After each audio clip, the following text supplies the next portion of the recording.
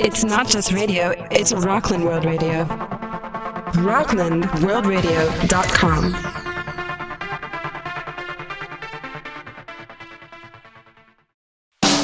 The Shepherd of the Knucklehead celebrates two of man's greatest pursuits, craft beer and a hot meal. When it comes to craft beer, they're all in. An incredible lineup of beers on tap, fed by rows of kegs in the basement. And they doubled down with a menu of apps, soups, seafood, and butchered on-site steaks. Everything scratch-made, local ingredients whenever possible. Great place, great food, unbelievable beer selection, friendly staff, can't go wrong. Craft beer, cocktails, food, classic and creative. Something for everyone. The Shepherd and the Knucklehead. Good afternoon. Welcome from the Shepherd and the Knucklehead. We are having our first live broadcast.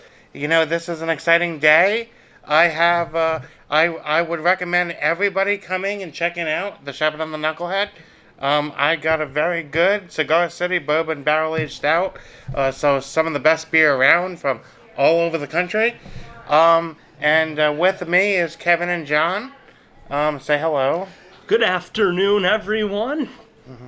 Good afternoon. Yep, we're excited to be doing our first live show from our sponsor, the Shepherd and the Knucklehead, and we hope to be here again next week. So come and see us. It's definitely worth the trip because it's a great sports atmosphere when you come and watch sports, and also to learn of what's going on in the world of sports as well. Yeah, as you can see on the TV, there's weekly specials, as well as some TVs to watch the game all over the place. It's a chill place, but there are places where you could watch the game, and best food and craft beer around. Best bar food, craft beer around. So, anyway, it's been a very interesting week in sports. And we got another interesting week coming up as well.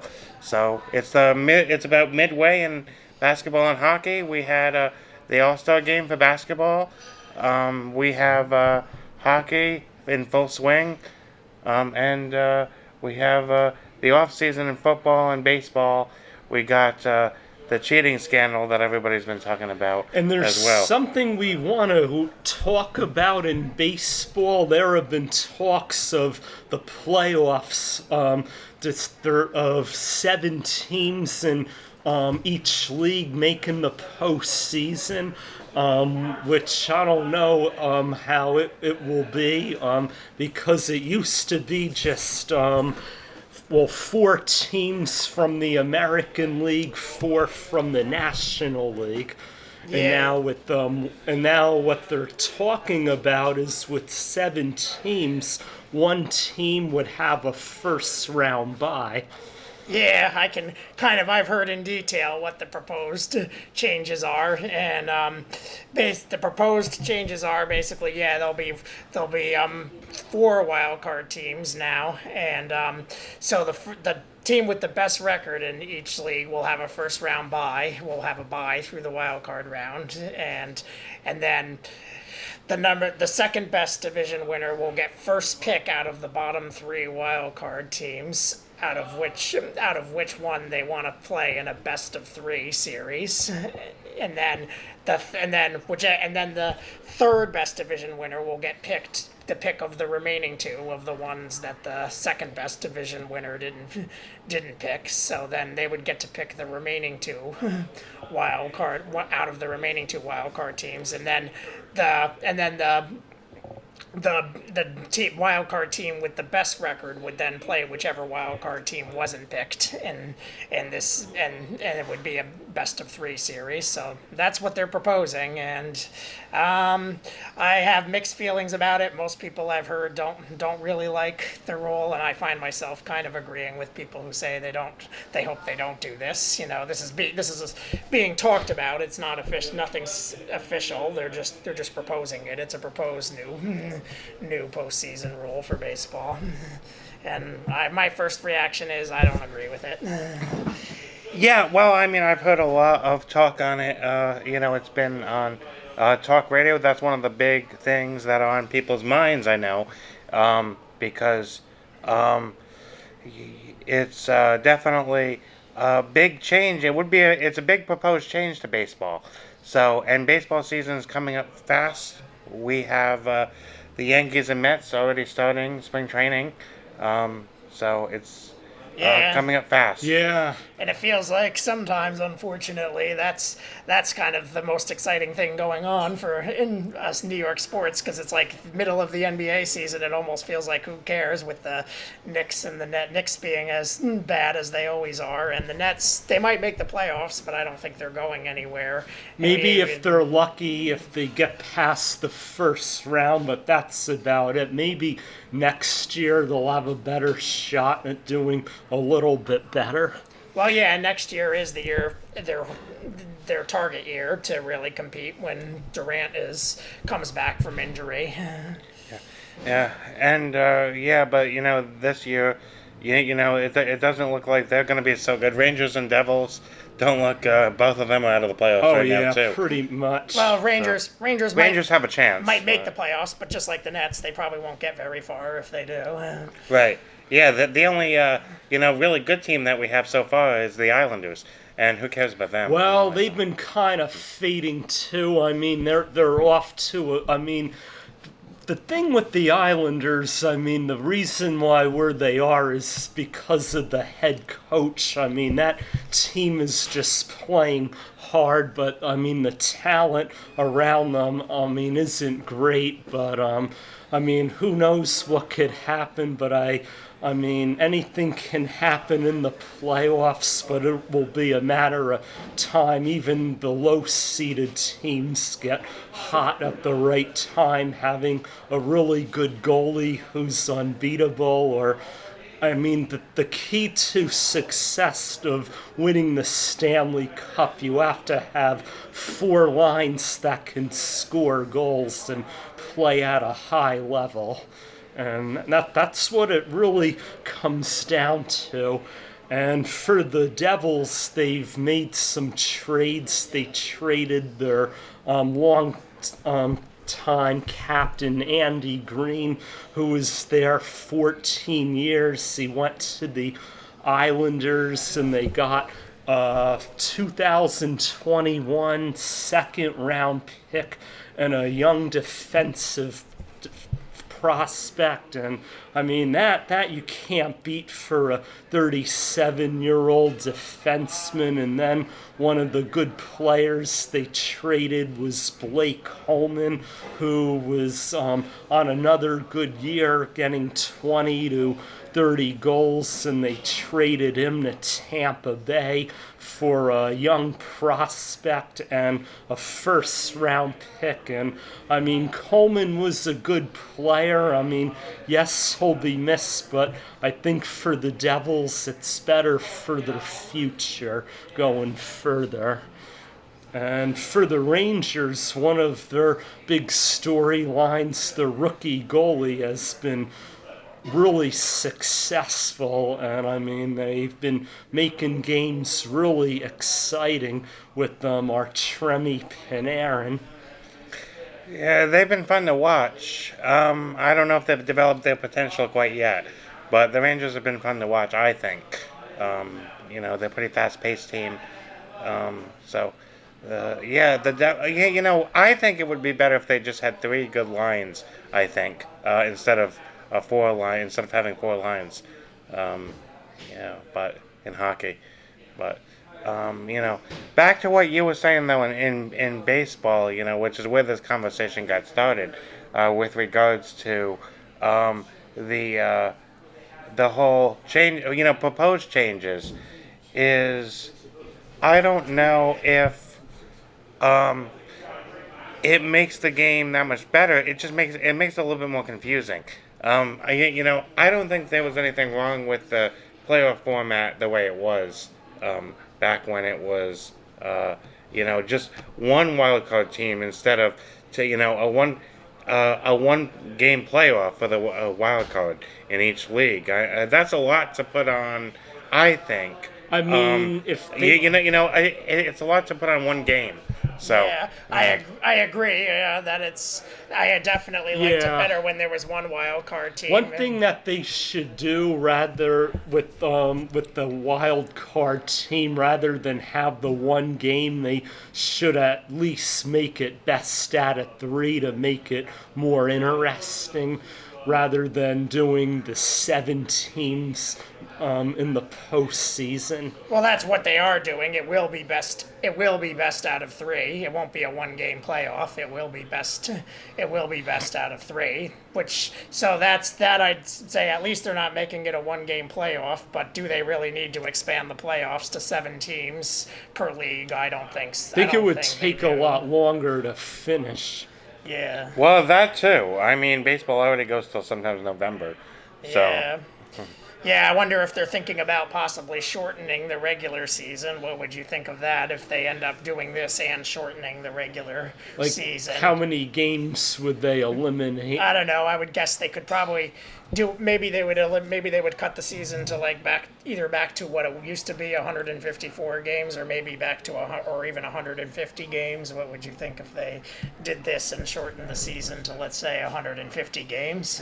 that would make more sense. I mean, it sounds like there's going to be quite a bit more playoff series if that was the case. Yeah, maybe that's what they're thinking about doing, cutting the regular season and expanding the playoffs. Sure, but it seems kind of arbitrary to me that they're letting teams kind of pick who they're going to play. Right, in order of how they're letting them pick in order of the team that has the best record that's picking gets to pick first, and then the team with the second best record of the ones picking get to pick second. Yeah. But Indeed, but it still seems a little arbitrary to me that the teams actually get to pick who they're going to play, even if it is the top team gets the first pick, the second team gets the second pick. In most sports, most things in life, you don't get to pick. Oh, I want to play this team. I want to play this team. Now, if that's gonna happen in baseball, do you think all sports are gonna get in the habit of that, where the teams get to pick who they want, kind of like in college football?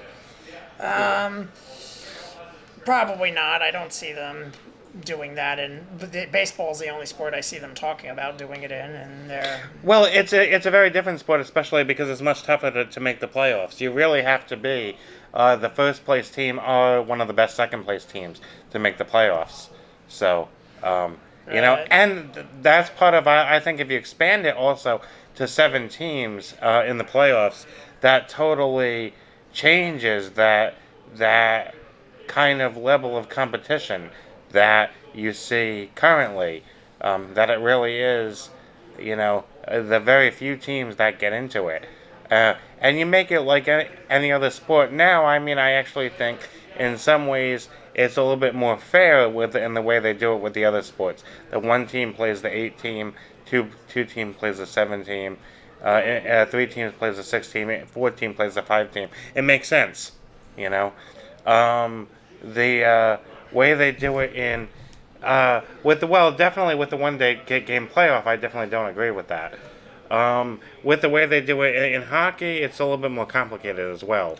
So. Well, originally in the first round, they used to do best out of 5, and that all changed in 1986-87, they started doing best out of 7 in the first round. Yeah, they also used to do best of 5 in the first round in the NBA. That's and right. then I think it was in the 02-03 season when they changed it to a best of 7 in the first round. Yeah, and I'm trying to. I don't remember off the top of my head. Is that still the case in baseball too? That they are best of 5 in the first round? They're still best of 5 in the division series. Then it's when you get to the championship series when it's best of 7. And the World Series. Yeah. And well, yeah, and this new wild card format they're talking about would eliminate the one-game playoff. To its credit, it would eliminate that one-game playoff because it would be best 2 out of 3 in every series. But I still don't think you really need to expand the playoffs to 7 teams. I think over the course of a long 162 game season, I think that was fine. With the way they had it, where the top 4 teams, are the ones that make the playoffs. In baseball over the course of the long 162 game season, I think the 4 best teams probably are the most worthy teams to be in the playoffs. Yeah, I could understand that. I mean, yeah. If there's any sport I feel like that needs to expand its playoffs, I would say it's the NFL. I agree. Because I feel like we have seen some 10-6 teams. Not recently, but it's happened that we've seen a number of 10-6 teams not make the playoffs. And the thing with football, they're the fewest games ever played by any other sport, so I think it should be a fair advantage, at least having a second team from the same division have home field advantage, kind of like what it used to be when 5 teams were in a division. Yeah. That was before the Houston Texans came into the NFL. Well, yeah, and I agree they also should be seeded based on record, not based on whether or not they won their division. I don't think a 9-7 division winner should be seeded higher than an 11-5 wild card team, the way we saw this year with the Eagles and the Seahawks. Yeah, it is. It's kind of annoying. We definitely saw when the Jets or the Giants were 10-6, and then they didn't get into the playoffs, and so somebody was in a weak division and went 7-9, 8-8, 9-7, and won the division. And it should be on the best record, the better record getting rewarded. Yeah. So yeah, if there's any sport I would say expand the playoffs, it would be football. I don't think any other sport really needs to add more playoff teams. I think in baseball really it's if you didn't finish in the top 4 in your league, you're probably not really elite enough to be eligible for competing for a World Series. Yeah, I mean, it's very, there's some people who kind of say that it should be the winner from the National League and the winner from the American League facing it off in the World Series. Now, because... just like it used to be. Yeah, just like it used to be in the other sports. But, I mean, there's also many more teams now than there was then. And in the other sports, it's a little bit different because you could get into the playoffs at 8-8, 9-7, and, say in football, and end up winning the Super Bowl. But the difference is you have far more games, and I think the difference is you have far more games in baseball. So it's the teams with the best record are probably the best teams. Most likely. When you have far more games, and in football with a much shorter season, you can make the case that maybe a team that did finish 9-7, especially a team that finished 10-6, definitely deserves a shot. At competing for a Super Bowl, I would agree with that. In a short season, a team that wins 10 games, I think definitely deserves a shot. Yeah, that makes sense. Yeah, that definitely makes sense. Of course, I mean, injuries are a factor, especially in football, though, and which is part of all sports, really. I mean, really, a lot of it is who gets hot and healthy at the right time, basically. That's what it comes down to. Yeah, often. and it does. I'll agree. It comes down to that in baseball too. But the difference is being a much longer season, really. Right. Of course, a little bit less so in baseball because there's not as many injuries. Unless you're the Yankees. The Yankees got injured at every position pretty much last year. That's kind of changing. And they still did really well being in first place. Yeah, I know. It was pretty amazing. And that actually is kind of changing in baseball. We are seeing more injuries, and becoming in baseball. It's rare these days that you see a team get through that full 162 game season without, some of their best players spending time on the ILs. That's becoming a lot more rare. So really, right now, they do talk about having depth being really important in baseball because, the Yankees, that's what the Yankees had last year that you really need is depth. You need to have backup players who are just as good as the starters because really, it's I don't know what it is exactly today, but players get injured more. You don't see players really. I don't know whether it's that they get injured more, or they don't play with injuries that they used to play with, or whether it's really, or whether it's that the strength and conditioning just isn't what it used to be, and they get. Yeah, injured you would more. think it would get better over time. Now, speaking right? of players getting injured, do you think Giancarlo Stanton will come back healthy? Or do you think the Yankees should be on the verge of trading him? That's a crapshoot. Who knows? I think I think that Giancarlo Stanton is actually, he hasn't really done as well as we were hoping. He strikes out a lot in big moments.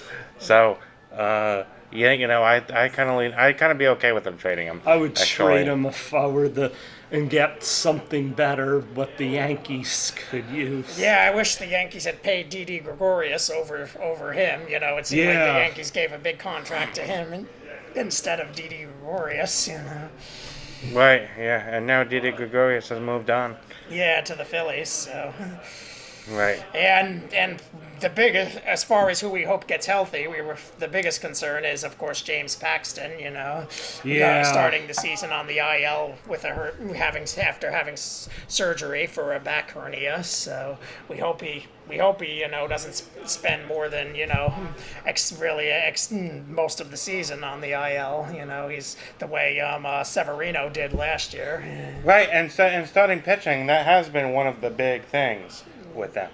Yeah. Yeah, like Garrett Cole is supposed to be like the final piece of the puzzle this year, the final missing ingredient of that ace pitcher, ace stud pitcher who's going to, be like, give them the best, that's going to give them closest to what you can get to guaranteed odds to win in the playoffs. Yeah, and being healthy is really important, and yeah, and regarding why there are more injuries today, I think one theory is that while the strength and conditioning is kind of better, I think in some ways you can make an argument the players overdo it, kind of work too hard these days. They might overdo it, they might overtrain these days, and therefore there's more wear and tear. Yeah, indeed.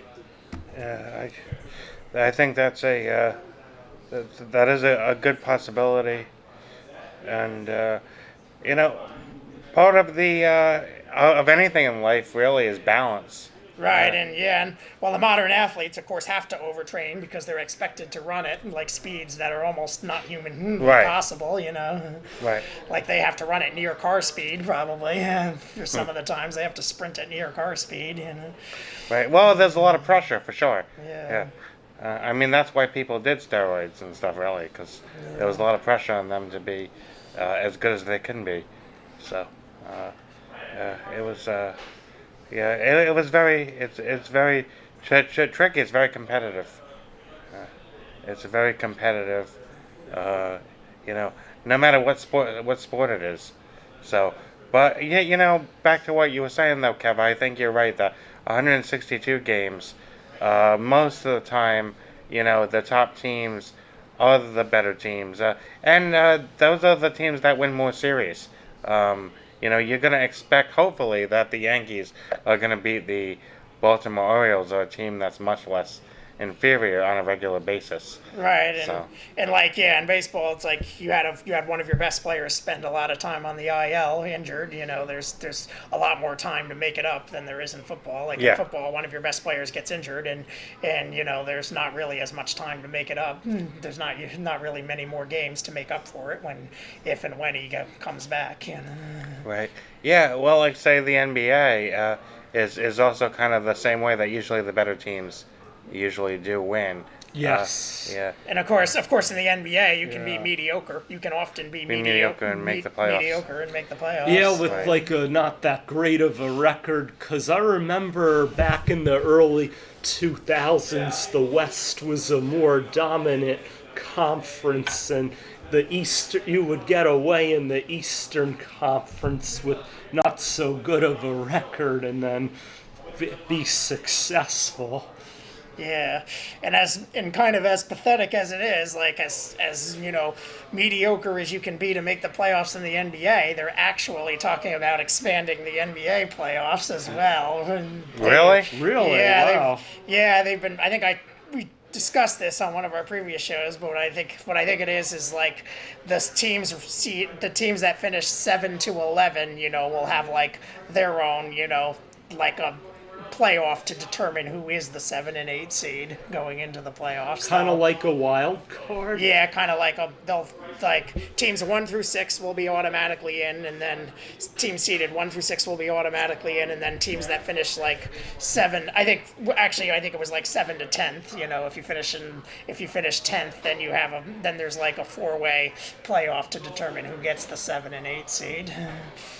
And I don't agree with that. Yeah, I mean, actually, I think if something's broke, don't fix it. I think the way that it does kind of makes sense. Yeah. Currently, with the NBA.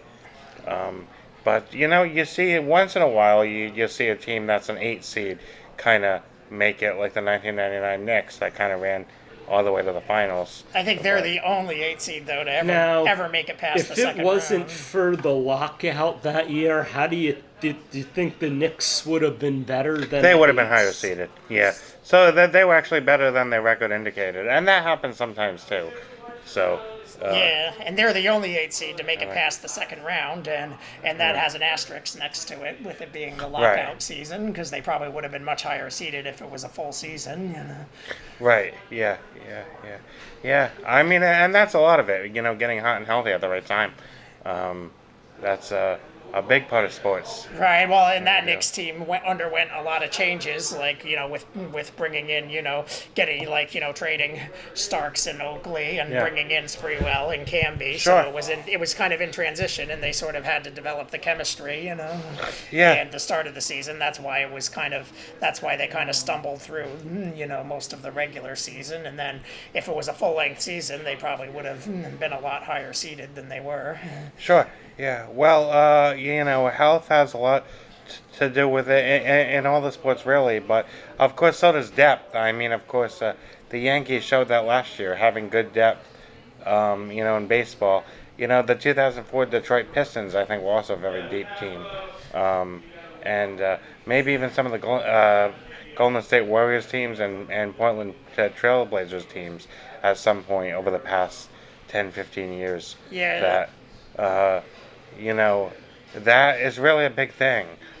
Having a backup quarterback, who could really make jump in there and make a difference is definitely something that's undervalued. Now, do you believe that it would make more sense for football teams to carry 3 quarterbacks or 2? Well, it depends on if you could afford 3. Especially with how high caliber they are. You could see that eventually, like the Jets needed a 3rd quarterback this year because their first 2 got injured. So, sometimes you have to pick 3. Can you afford 3 good quarterbacks?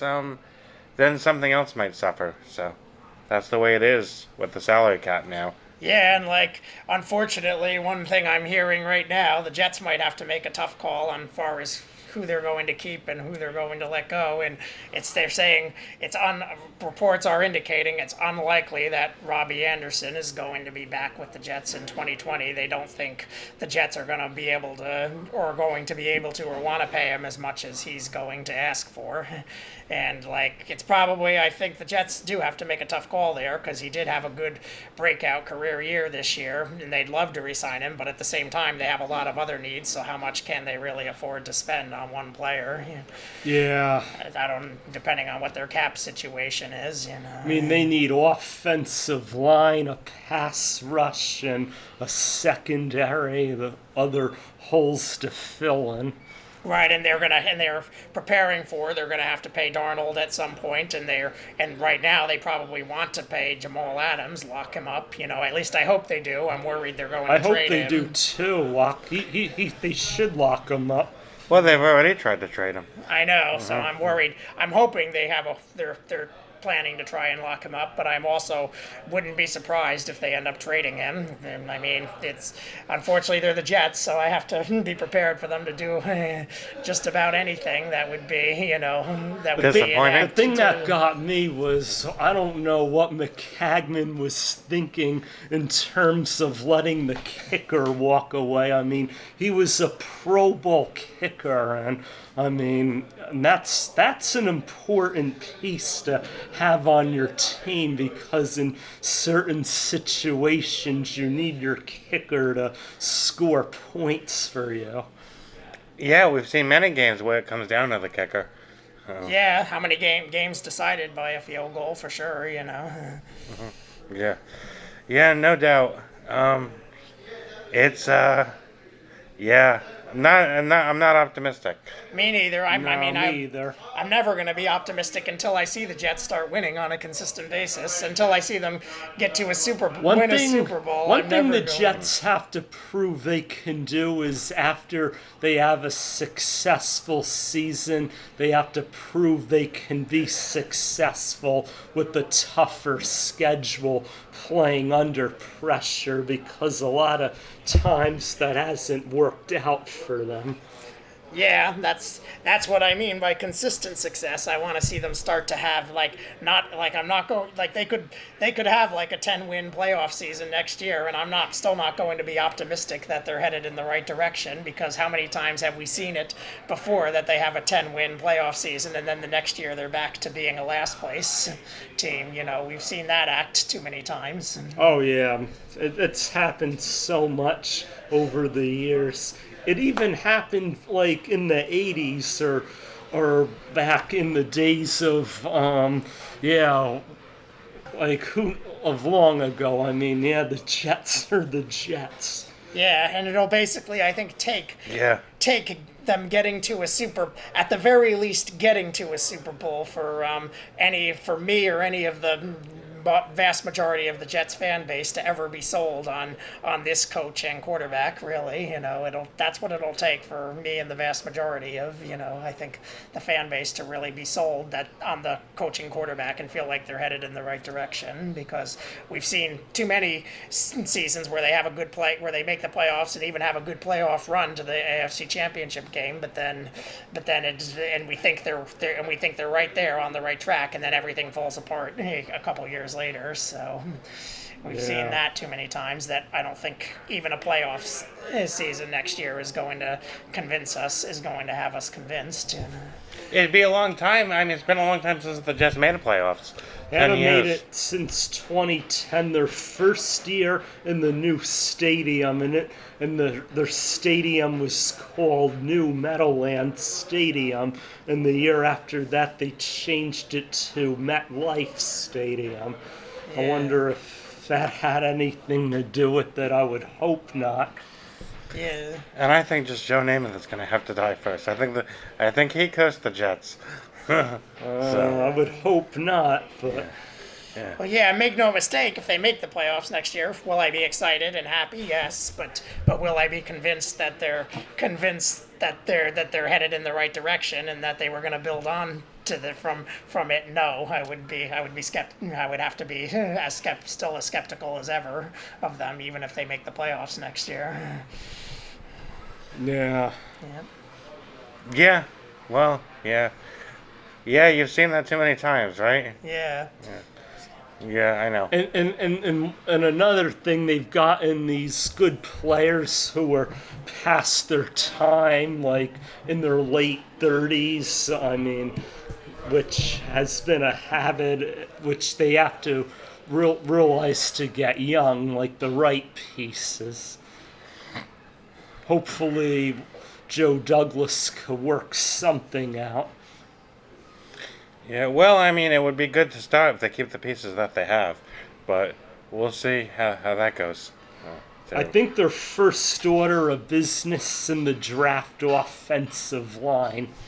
Yeah, for sure. I am definitely hoping one of the top 4 offensive tackles falls to them at 11, and do you think John, that they should trade up to secure a position to draft one of them if it's looking like, that one of them might not fall to the Jets?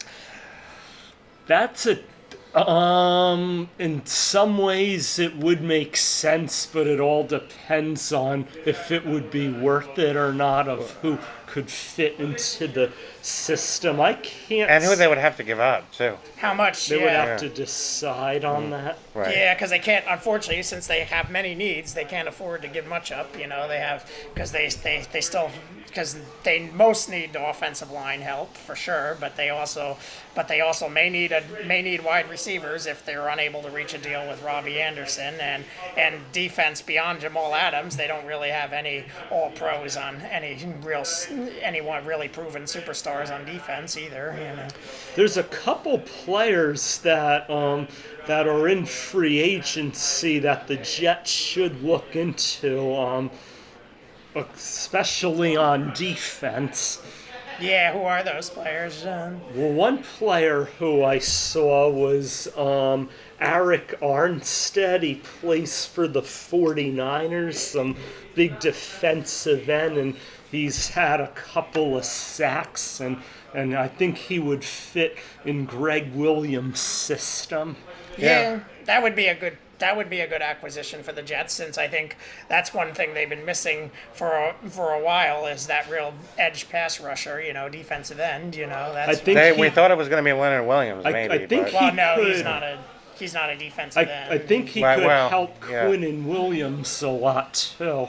Yeah, Quinnen Williams and Leonard Williams are interior defensive linemen. But the Jets really haven't had a dominant defensive end since I think John Abraham was their last. He was a good player, but he was always getting hurt a lot. But when he was healthy, he was good. Yeah. And then Muhammad Wilkerson never worked out. Yeah, well, he did for a while, but then when the Jets paid him, locked him up, he just seemed to suddenly stop, contributing and stopped trying. That's when he started, missing team meetings and practices, and his performance declined significantly. It was like he took the money and then did stop playing. Yeah. Which is something that would happen to the Jets. Yeah. Yeah. Well, definitely getting that back to where they have pass rushers. It's hard to win in the NFL without pass rushers. Really. I mean, that's how you beat Tom Brady if you're gonna beat New England to win. And that's what the Giants did twice to win their Super Bowls over the Patriots. Yeah. And now, as you mentioned, Tom Brady, now seems a good time to transition to the topic of, this year we are in a unique situation where you see a lot of teams going through possible transitions with their quarterbacks, where Tom Brady, a free agent, we still don't know if he's going to be back with the Patriots.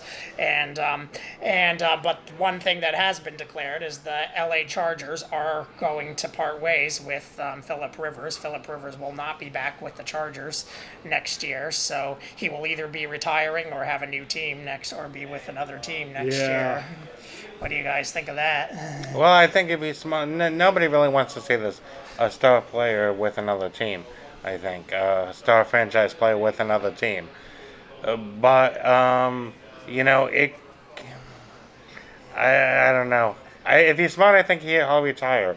But of course, for Tom Brady, I mean, maybe if San Diego only has, if they're only a quarterback away from winning, Tom Brady would be actually a good fit there. I somehow don't think they're in that position though, or they'd be re-signing Phillip Rivers. Rivers. They're probably not re-signing him because they don't think they're in that position. Right. Now, a team that's actually been talked about as probably a good fit for Phillip Rivers that may be like a quarterback, only a quarterback away from having a chance to compete for a Super Bowl is the Indianapolis Colts. That's a team that's talked about as a possible. They could definitely use a quarterback right now after losing Andrew Luck, and then Jacoby Brissett was okay, but he wasn't great.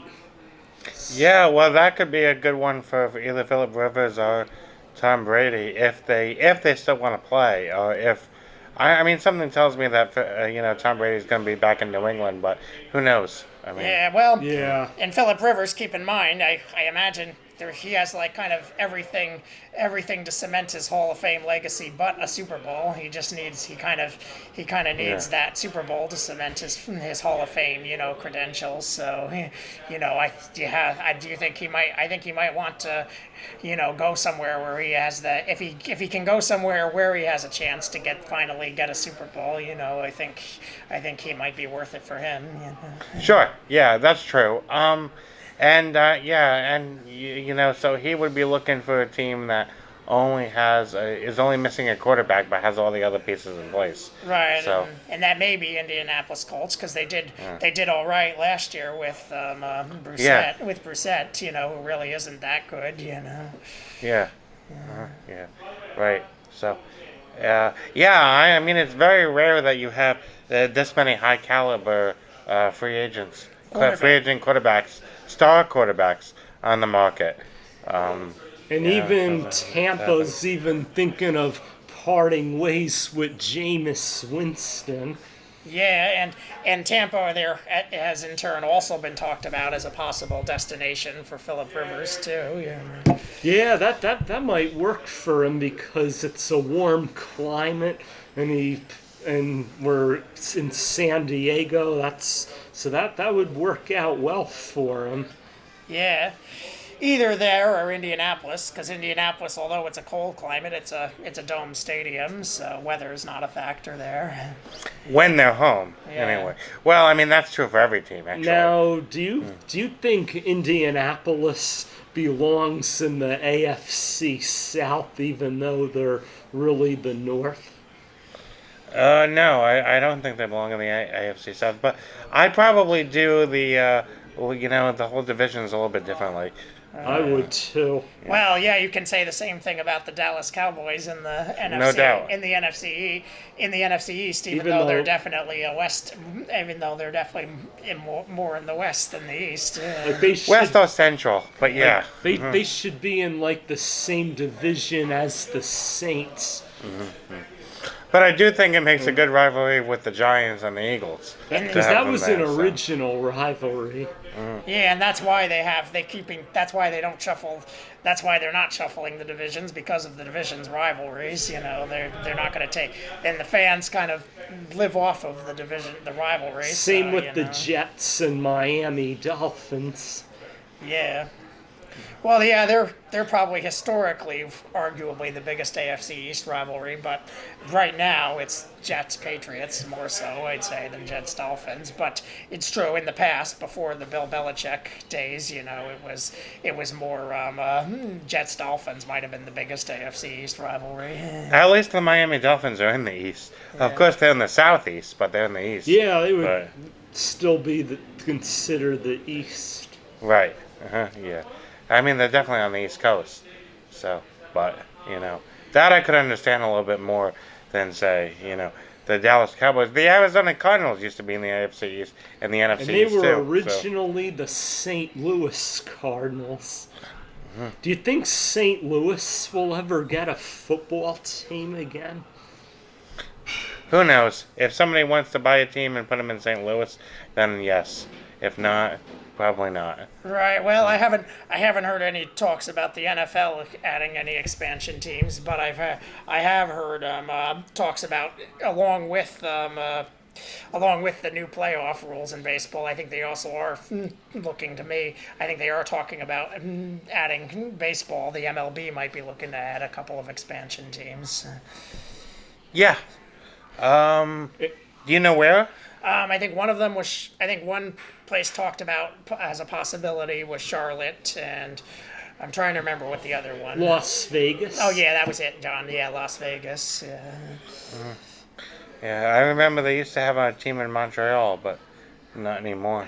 So. Yeah. Oh yeah, and Montreal I think was talked about too. And Mexico City too. Imagine a team in Mexico City. Well, yeah. That'd be pretty interesting. Well, yeah, and the NFL has actually been trying to expand to be internationals, but I think rather than add a new team in those locations, they're looking to see if any team would be looking currently in the league would be looking to move and become international. Like there were even rumors at one point about the Chargers moving to London. I think that would be silly for an NFL team to move to London because of the time travel. I think it's fair that each team gets a turn to play at least a game there. The time difference in travel, yeah, that's what makes it tricky to move overseas. I mean, of course, you know, all the sports leagues would really want to have, you would think, a team with that makes more money and has another market to market to as well. I mean, you know, the more the larger they are, the more more money they're gonna make, the bigger market there is. So, but yeah, definitely, you would actually think if they could do it, they would do it. But you know, the time difference and everything else might be too much. Yeah. So, Well, the NFL is like the only one of the big four sports leagues that doesn't have an international team since the NBA, MLB, and NHL all have teams in Canada. sure. Yeah. Well, I mean, we even know how tough it is to watch some of the baseball games on other sports on the West Coast because they're 3 hours behind, so it's 10 o'clock. You know, here at this time when they have some of their games. Because the national football game at night out west would be starting right now. Right. Well, they would lose some of their, base of fans in, on like say in this area, out west if they had I mean, who would watch in the middle of the night if you're going to play a game in London or something like that? When there's all like the people in London will not watch some of the games over here if the time difference is just might be just too great. Right. Well, So- yeah. The games in London that they play in London Right. typically start around 9:30 in the morning, and Right. that's like 2:30 in the afternoon in London. If they were to start a London game at 1 o'clock, it would be like 6 o'clock in London. That would be like a time that might work for both. Both people. Like a 1 o'clock game, game starting at 1 here would be starting at 6 o'clock in London. So that might work for both parties. Yeah, but what if the game's on the West Coast? Yeah. Yeah. Yeah, on the West Coast, then they would be That's starting. an even bigger time difference from Then London. it would be starting at 10 o'clock. Right. 10 o'clock in the morning on the West Coast. Right. Yeah. Right. Yeah, which would be later. But they're used to that because all the 1 o'clock games, all of our 1 o'clock games start at 10 o'clock in the morning on the West Coast. Sure. On the people on the West Coast, I think, are used to that. Football starts at 10 o'clock in the morning on the West Coast. 10 o'clock Sunday morning. That's when football If starts. their team on is the- playing a team in London, though, are they really going to watch the game? People on the West Coast are really going to watch their team play? Well, people on the West Coast, do you think they don't watch their team play when they're playing? If their team is playing a team on the East Coast, the game's probably starting at 10 o'clock in the morning. So Sure, but it's also a difference. It's also a bigger difference in London. though. yeah, but it wouldn't. But if they say they were starting the game at 6 o'clock in London, it wouldn't be any difference. It would still be 10 o'clock on the West Coast. Yeah, well, I mean, I guess it depends on when the game's starting to end. Yeah. I guess, which you'll have to do a little bit differently, I guess. Yeah, but I mean, if you're starting the game, say at just like now, if you're starting, if London is playing on the West Coast, say it's a 7 o'clock start, on a weekday. And it's already 10 o'clock at night here. It's going to be even later in London. So Okay, London. That's would- in the middle of the night. In the night. I think it would be Yeah. harder. Yeah, it Right. would probably be harder. That's for what the I'm saying. London, for the Yeah. London audience. You Right. know, yeah. That's what. Yes. And also vice versa. I mean, even if they were playing like say a 1 o'clock football game in London, that's pretty early in on the West Coast. Say. Yeah. So that's where the difference is. Yeah, but I think it's tough. I think in a way. I think really actually you could start a game at like 1 o'clock on the East Coast. I mean 1 o'clock in here, and then that's 6 o'clock in London. Right, well, and 10 o'clock in the morning on the West Coast. So Sure. I think that would be a time that could work for all three audiences. You could do it, yeah. I mean, it often doesn't work out that way. We see, like I said, I'm falling asleep on at some of the games out on the West Coast already. Yeah, 6 o'clock. You feel like that's almost too late for a game to be starting. Yeah, how would you feel? Well, because it's 9 o'clock here, so by the time the game gets over, it's about midnight. It would be 6 o'clock in London, and it would be 1 o'clock here. Is what I'm talking about. Oh, yeah. Yeah. Do you think? No, London's a little bit differently, but I'm saying, like, say if there's a game in London, but like I said, on the West Coast, like we were saying, it's already difficult for the people in London. So like if their team's playing on the West Coast, that's at 7 o'clock on a weeknight. It's already in the middle of the night, for the people in London. So Right. Yeah. Well, let me see. If they played a 1 o'clock game on the West Coast time, 1 o'clock, that would be 4 o'clock here, and then be Yeah. 9. That would be 9. The game would be starting at 9 o'clock, in London, and that's about the same time, on the East Coast that Monday night games start. Did you know so Monday it night wouldn't be games crazy, used really. to start Right. at 9:30 at night? right.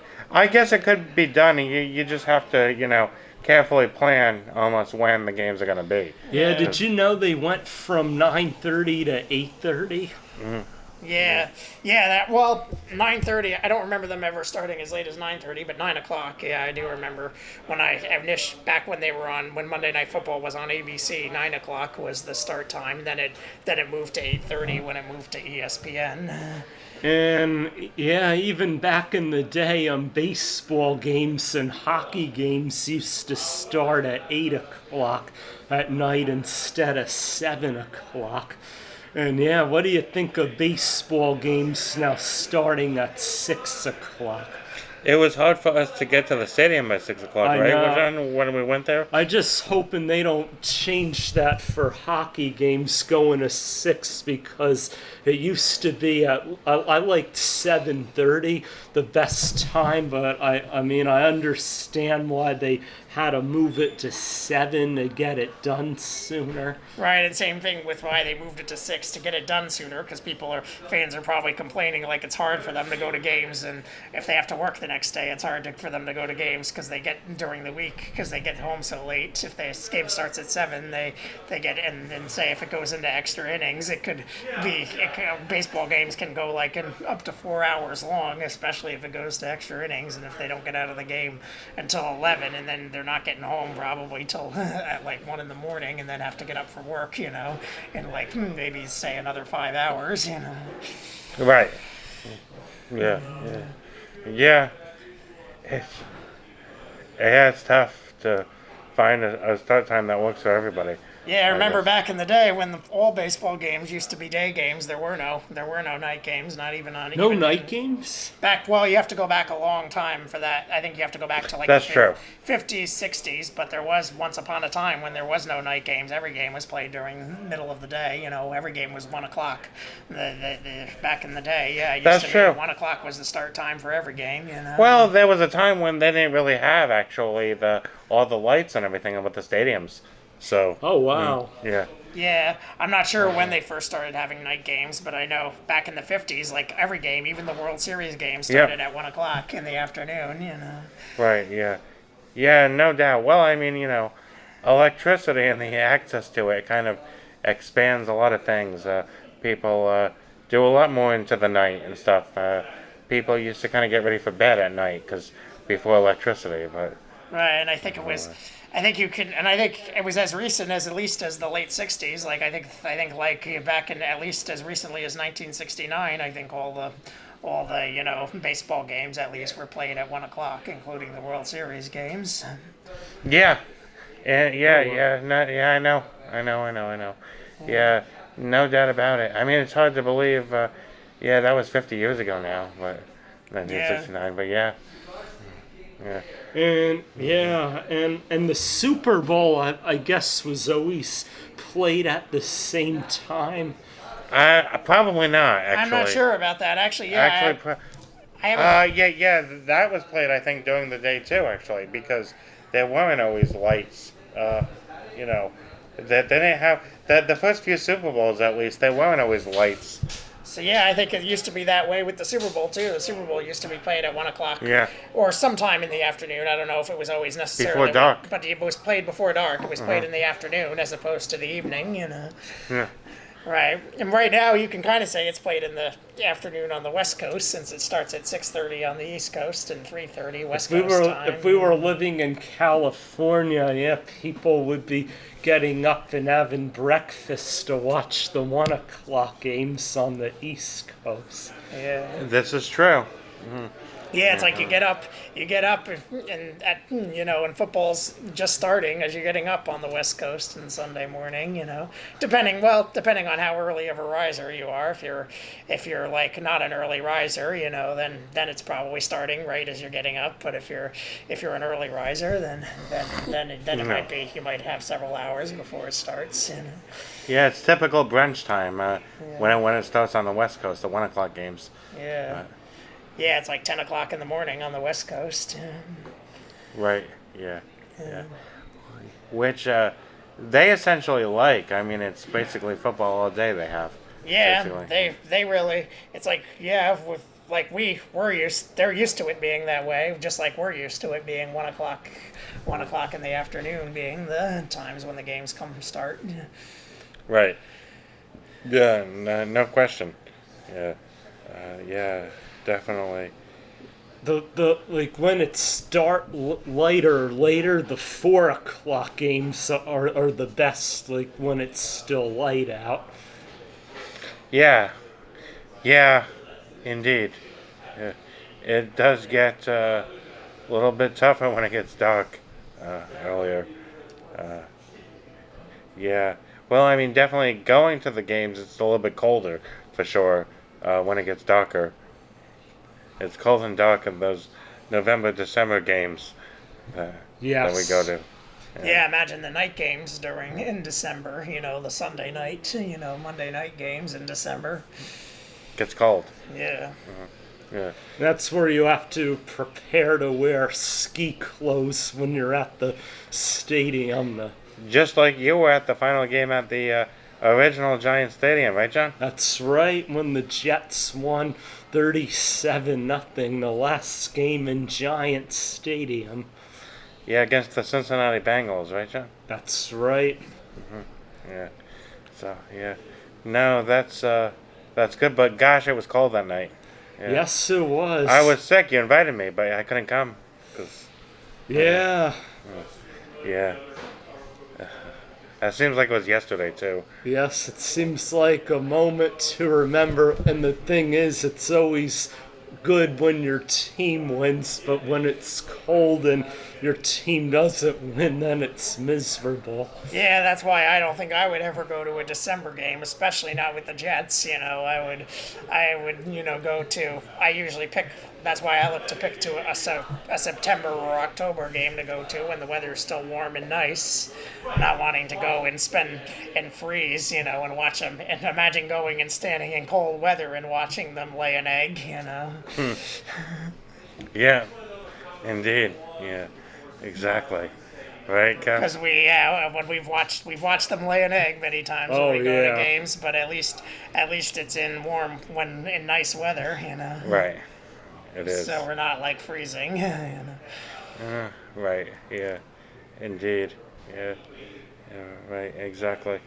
So, what was I gonna say? It's been about an hour, I think. So, let's get going. Thank you very much to Richard Quinn. Nyack World Radio, Nyack Village Theater, Modern Metro, and the Shepherd on the Knucklehead. You know, since this is where we are, we're going to be here next week too. So come see us, 4 o'clock Mondays, and of course follow us on Facebook as well as on send us an email, 3amigos828387 @gmail.com. And this is a great place to come watch the game. So they would love to have you. They have unlimited wings for $9 on Wednesday, I know. And they have all kinds of food and drink specials. So, as you could see. So thank you very much to them. Signing off. Look forward to next week. May your favorite teams win. And it's been our pleasure, and thank you. Yep. You've been listening to The Shepherd and the Knucklehead. I mean to Three Amigos. Till next week. See you next week. All right. It's not just radio, it's Rockland World Radio. RocklandWorldRadio.com.